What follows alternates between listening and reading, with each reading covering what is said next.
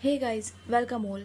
इस वीडियो में आप समरी देखने वाले हैं famous book the silent patient की। तो चलिए शुरू करते हैं। स्टोरी में 3 मेन कैरेक्टर है। थियो फैबर जो एक साइकोथेरेपिस्ट है, अलिसिया बेरेंसन जो एक पेंटर है और गैब्रियल बेरेंसन जो एक फैशन फोटोग्राफर है और अलिसिया का हस्बैंड भी है। स्टोरी 2 टाइमलाइन में चलती है, एक पास्ट टाइमलाइन और एक प्रेजेंट टाइमलाइन। पास्ट टाइमलाइन में हमें अलिसिया की डायरी से उसकी पास्ट लाइफ और थियो के फ्लैशबैक से उसकी पास्ट लाइफ के बारे में पता चलता है और प्रेजेंट टाइमलाइन में हमें करंट में चल रही स्टोरी पता चलती है। तो चलिए शुरू करते हैं। तो कहानी की शुरुआत होती है अलिसिया बेरेंसन की डायरी से। मैं कुछ चीजों को लेकर डिप्रेस्ड फील कर रही हूँ। मैं छुपाने में माहिर हूँ, लेकिन गैब्रियल ने इसे नोटिस कर लिया। उसने मुझे डायरी ला कर दी ताकि मैं इसमें अपनी फीलिंग्स लिख सकूं। मैं बस उसे मेरे लिए चिंता करते हुए नहीं देख सकती। मैं उससे बहुत प्यार करती हूँ और सिर्फ उसे ये विश्वास दिलाने के लिए कि मैं ठीक हूँ, मैं ये डायरी लिखूंगी। अलिसिया बेरेंसन 33 इयर्स की थी जब उसने अपने हस्बैंड गैब्रियल बेरेंसन को मार दिया। उनकी शादी को 7 साल हो चुके थे। वो दोनों अपनी मैरिड लाइफ एंजॉय कर रहे थे। फिर एक दिन रात को 11 बजे उनकी नेबर बारबी हेलमैन ने गोली की आवाज सुनी और पुलिस को बुला लिया। पुलिस ने देखा अलिसिया फायर प्लेस के पास खड़ी हुई थी। वो बिल्कुल हिल नहीं रही थी, जैसे कोई स्टैचू हो, और उसके चेहरे पर डर नजर आ रहा था। पास में एक गन और चाकू पड़े हुए थे। उसके आगे चेयर पर गैब्रियल वायर से बंधा हुआ था। उसके फेस पर कई बार गोली मारी गई थी। अलिसिया बार बार बेहोश हो रही थी। फिर उसे हॉस्पिटल ले जाया गया और वो बच गई। कोर्ट ने अलिसिया को गैब्रियल के मर्डर के लिए गिल्टी करार दे दिया, लेकिन ना तो वो अपने डिफेंस में कुछ बोली और ना उसने गैब्रियल के मर्डर के लिए कोई एक्सप्लेनेशन दी। एक साइकियाट्रिस्ट प्रोफेसर डायोमेडीज ने अलिसिया को मेंटल ट्रोमेटाइज्ड और डिस्टर्ब बताया, इसलिए उसे जेल की बजाय एक साइकेट्रिक वार्ड द ग्रोव में भेज दिया गया। आज गैब्रियल के मर्डर को 6 साल हो चुके हैं, लेकिन अलिसिया ने तब से आज तक एक शब्द नहीं बोला। उसके मर्डर के बाद अलिसिया का एक सिंगल स्टेटमेंट था उसकी पेंटिंग, जिसमें उसने सेल्फ पोर्ट्रेट बनाया था और उसके नीचे लिखा था एल्सेस्टिस। एल्सेस्टिस एक एंशियंट ग्रीक प्ले था जिसमें एक एल्सेस्टिस नाम की वुमेन अपने हस्बैंड की जान बचाने के लिए उसकी जगह खुद मर गई थी। ट्रायल के दौरान जीन फेलिक्स मार्टिन, जो अलिसिया का दोस्त और प्रोफेशनल पार्टनर था, उसने एल्सेस्टिस पेंटिंग का एग्जीबिशन रखा। मैं एल्सेस्टिस का राज पता करने के लिए उस एग्जीबिशन में गया, लेकिन मैं अलिसिया के एक्सप्रेशन से कुछ नहीं समझ पाया। दे वर प्योरली ब्लैंक। मैं अलिसिया की हेल्प करना चाहता था, इसलिए मैंने ब्रॉडमोर से रिजाइन करके द ग्रोव में जॉब के लिए अप्लाई कर दिया। चलिए मैं अपने आप को इंट्रोड्यूस करता हूँ। हाय, माय नेम इज थियो फैबर। मैं 42 साल का हूँ और एक साइकोथेरेपिस्ट हूँ। जब इंटरव्यू में इंदिरा ने मुझसे पूछा आपने साइकोथेरेपी एज ए प्रोफेशन क्यों चुना, तो मैंने कहा cause I wanted to help people, but this was bullshit. Of course I wanted to help people, पर वो मेरा सेकेंडरी एम था।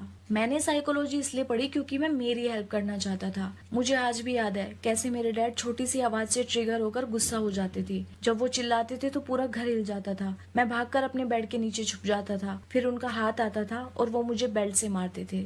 यूनिवर्सिटी के फर्स्ट टर्म में मैंने बहुत सारी पैरासीटामोल खा ली थी। फिर मैं आंखें बंद करके बेड पे लेट गया और अपने मरने का इंतजार करने लगा, लेकिन मेरी डेथ नहीं हुई। मुझे पेट में बहुत तेज दर्द हुआ और मुझे वोमिट हो गई, और तभी मुझे फील हुआ कि मैं मरना नहीं चाहता, मुझे हेल्प की जरूरत है। मेरी यूनिवर्सिटी काउंसलर रूथ ने इसमें मेरी हेल्प की, और यूनिवर्सिटी के बाद साइकोथेरेपिस्ट की ट्रेनिंग के लिए मैं लंदन चला गया। मैं जानता हूँ अलिसिया भी मेंटल ट्रॉमा से सफर कर रही है, इसलिए मैं उसकी मदद करना चाहता हूँ। मुझे द ग्रोव में जॉब मिल गई और ज्वाइन करते ही मैं सीधा कम्युनिटी मीटिंग अटेंड करने चला गया। प्रोफेसर डायोमेडिस उस मीटिंग के हेड थे। वहाँ मैंने अलिसिया को देखा। वो बिल्कुल मेरे सामने ही बैठी थी। वो चेयर पर एक तरफ झुकी हुई थी। ऑब्वियसली उसे हाई डोज मेडिसिन दी हुई थी। उसके हाथ कांप रहे थे। मैंने उसकी इतनी बुरी हालत में होने की उम्मीद नहीं की थी। मैंने डायोमेडिस से उसका केस मुझे देने की रिक्वेस्ट की। वो मान गए। मैं थेरेपी रूम में अलिसिया का वेट कर रहा था। कुछ मिनट बाद अलिसिया दरवाजे पर थी। आई सेड कम इन। अलिसिया ने मेरी तरफ देखा भी नहीं, फिर वो चेयर पर बैठ गई। मैं बहुत खुश हूँ तुम मुझसे मिलने के लिए मान गई। मैंने रेस्पॉन्स का वेट किया, बट अलिसिया ने कुछ नहीं कहा। मैंने आपकी पेंटिंग देखी है, मैं आपके काम का फैन हूँ। मैंने प्रोफेसर से हमारी मीटिंग के लिए पूछा था, उन्होंने ही आज की मीटिंग अरेंज कराई है। Thank you for agreeing to it. मैं किसी रिएक्शन की उम्मीद में था, जैसे पलके झपकाना, गर्दन हिलाना या कुछ भी, पर अलिसिया ने कोई रिएक्शन नहीं दिया। शायद उसे ओवर ड्रग्ड किया गया है। और अपनी पहली मीटिंग में हम साइलेंटली बैठे रहे।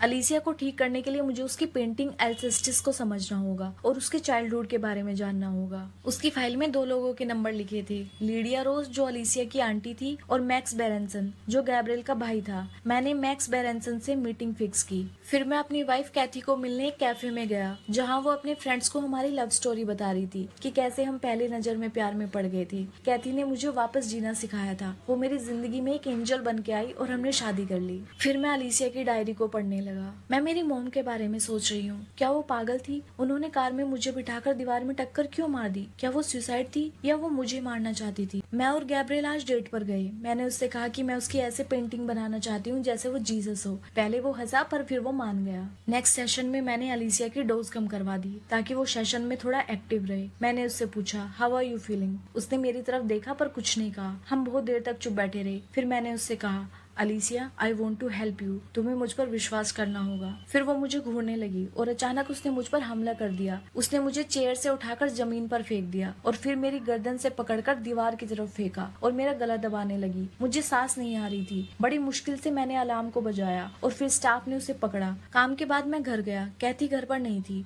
वो अपने प्ले की रिहर्सल के लिए गई हुई थी। टीवी रिमोट ढूंढते ढूंढते मेरा हाथ कैथी के लैपटॉप पर लग गया। हाथ लगते ही वो ऑन हो गया और स्क्रीन पर उसके ईमेल शो हो गए। वहाँ पर किसी बैड बॉय 22 नाम के लड़के के बहुत सारे ईमेल्स थे जो काफी सेक्सुअल थे। ईमेल से पता चला कि रिहर्सल के बाद वो लोग मिलने वाले थे। मैंने लैपटॉप को अपनी गोद में रखा और मैं बैठा रहा, शायद 10 मिनट, 20 मिनट, आधा घंटा या उससे ज्यादा, मुझे नहीं पता। अगले सेशन में मैंने अलीसिया को अपनी वेडिंग रिंग दिखाई। जानती हो इस रिंग का मतलब क्या है? इसका मतलब ये है कि मैं शादीशुदा हूँ। मेरी वाइफ का नाम कैथी है। आई लव हर, पर कभी कभी मुझे उस पर गुस्सा आता है और कभी कभी आई हेट हर। तुम भी गैब्रियल से नफरत करती थी ना? अलीसिया ने ना में सिर हिला दिया। फाइनली उसने एक रेस्पॉन्स दिया। मैंने उससे फिर से कहा, शायद तुम्हारा कोई हिस्सा उससे नफरत करता होगा, तभी तुमने उसे मार दिया। उसने फिर से ना में सिर हिलाया। ये सच है अलीसिया, अगर तुम उससे नफरत नहीं करती होती तो उसका मर्डर नहीं किया होता। अलीसिया की आंखें गुस्से से भर गई। मुझे लगा कि वो मुझे फिर से मारने वाली है, लेकिन वो उठी और कमरे से बाहर चली गई। एक साइकोथेरेपिस्ट होने के नाते मैं ये समझ गया था कि कैथी चाहती थी कि मैं उसके अफेयर के बारे में जान जाऊं, नहीं तो उसने अपने ईमेल्स ओपन क्यों छोड़े। पर मैंने ऐसे एक्ट किया जैसे कुछ नहीं हुआ और उसे इग्नोर करने लगा। मुझे लगा शायद मैं उसके प्यार के लायक नहीं हूँ। अगर मैंने उससे कुछ कहा तो वो मुझे छोड़कर चली जाएगी। मैं उसे फिजिकली हर्ट करना चाहता था, उसके कंधे पर सिर रख के रोना चाहता था। मैं अकेले में रात भर रोया। इससे मुझे ये तो समझ आ गया था कि मैं कैथी को छोड़ नहीं सकता था। मैं गैब्रियल के भाई मैक्स बेरेंसन से मिलने गया। उसने मुझे बताया कि वो गैब्रियल का सगा भाई नहीं है। उसके पेरेंट्स ने मैक्स को तब अडॉप्ट किया था जब उन्हें लगा कि वो नेचुरली कंसीव नहीं कर सकते। उसने कहा कि वो मर्डर से पहले गैब्रियल और अलीसिया के घर डिनर करने के लिए गया था। अलीसिया को मेंटल हेल्थ इश्यूज थे। वो अक्सर वायलेंट हो जाया करती थी, चीजें तोड़ देती थी। उसने अपने फादर की डेथ के बाद सुसाइड की भी कोशिश की थी। उसने गैब्रियल को भी जान से मारने की धमकी दी थी। मैक्स की वाइफ ने मुझसे कहा, अगर तुम्हें अलीसिया के बारे में ज्यादा इन्फॉर्मेशन चाहिए तो उसके कजन पॉल रोज से मिलो। मैं किचन में सैलेड काट रही थी, तभी मैक्स किचन में आया। मैंने उससे कहा, उस रात जो तुमने पार्टी में किया, मैं गैब्रियल को उसके बारे में बताने वाली हूँ। मैक्स ने ऐसे नाटक किया जैसे उसे कुछ याद ही नहीं। वो डम्ब एक्ट करने लगा और फिर उसने मुझे जबरदस्ती किस करने की कोशिश की। मैंने उसके टंग पर काट लिया और फिर वो मुझे धमकी देते हुए बाहर चला गया। मैं अलीसिया के कजन पॉल रोज से मिलने गया। उसने मुझे बताया कि अलीसिया की मोम के सुसाइड के बाद उसके फादर ने अलीसिया से कहा था कि काश उसकी जगह अलीसिया मर गई होती। ये सुन के अलीसिया जैसे एक जगह थम गई थी। उसने मुझसे कहा था कि आज डैड ने मुझे मार दिया है। कुछ दिनों के बाद अलीसिया के डैड ने भी सुसाइड कर ली। फिर मैंने अलीसिया की पेंटिंग का राज जानने के लिए एल्सेस्टिस प्ले की एक कॉपी खरीद ली। प्ले में एडमेटस नाम के एक आदमी की उसके भाग्य के चलते मौत होनी थी, लेकिन गॉड अपोलो ने उससे कहा कि अगर तुम अपनी जगह किसी और को मारने के लिए मना सकते हो तो मैं तुम्हें छोड़ दूंगा। एडमेटस के पेरेंट्स उसकी जगह मरने से मना कर देते हैं, लेकिन उसकी वाइफ एल्सेस्टिस हाँ कर देती है। एडमेटस फटाफट उसका सैक्रिफाइस एक्सेप्ट कर लेता है और वो मर जाती है, लेकिन गॉड उसे वापस जिंदा कर देते हैं। उसे वापस जिंदा देख एडमेटस खुशी से रोने लगता है, लेकिन एल्सेस्टिस के फेस पर कोई एक्सप्रेशन नहीं होते और वो उस दिन के बाद कुछ नहीं बोलती।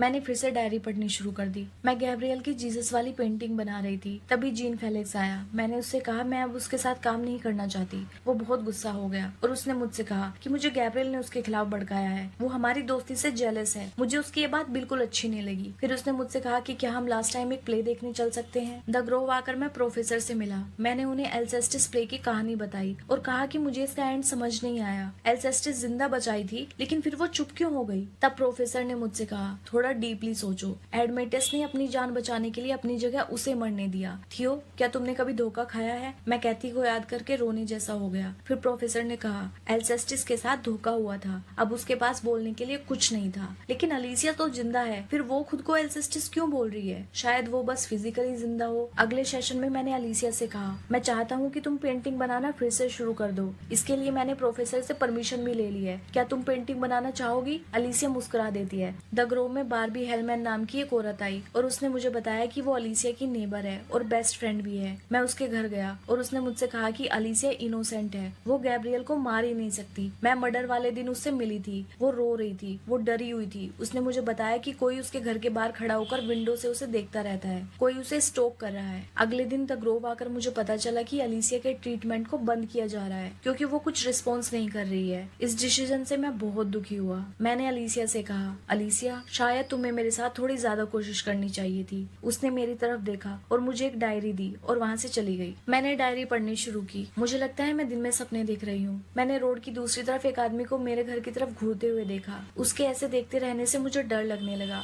फिर मैंने 20 मिनट बाद चेक किया, वो वहाँ नहीं था। मैं जीन फेलिक्स के साथ प्ले देखने गई। प्ले के बाद उसने मुझसे कहा, अलीसिया, तुम्हें केयरफुल रहने की जरूरत है और तुम्हें अपने आसपास किसी पर भी ट्रस्ट नहीं करना चाहिए। मैंने उससे पूछा कि वो ऐसा क्यों कह रहा है, लेकिन वो बिना एक्सप्लेन किए चला गया। मैंने आज फिर से उसे घर के बाहर खड़े देखा। वो 1 घंटे से वहाँ खड़ा है। उसने हैट और चश्मा पहना है, इसलिए मैं उसका चेहरा नहीं देख पाई। मैं पार्क में वॉक के लिए गई, तभी मुझे लगा कि कोई मुझे देख रहा है। मैं सही थी, लेक के दूसरी तरफ वो आदमी खड़ा था। जब मैं घर आई, मैंने उसे फिर से अंधेरे में छुपे हुए देखा। रात को मैंने गैब्रियल को उसे चेक करने के लिए भेजा, लेकिन वहाँ कोई नहीं था। उसने मुझसे कहा कि ये सब सिर्फ मेरी इमेजिनेशन है, रियल में ऐसा कोई आदमी एग्जिस्ट नहीं करता। गैब्रियल मुझ पर ट्रस्ट नहीं कर रहा था और नेक्स्ट डे वो मुझे ना चाहते हुए डॉक्टर वेस्ट के पास ले गया। उसने मुझे मेडिसिन दी, लेकिन मैंने नहीं खाई क्योंकि मैं पागल नहीं हूँ। मैं और गैब्रियल मैक्स के साथ डिनर के लिए गए। वहाँ मैंने अकेले में उससे कहा, ये तुम हो ना जो मुझे स्टोक कर रहे हो? मैं जानती हूँ ये तुम ही हो। मैंने उसे थप्पड़ मारा और वो वहाँ से चला गया। मैंने अभी घर के बाहर एक आवाज सुनी।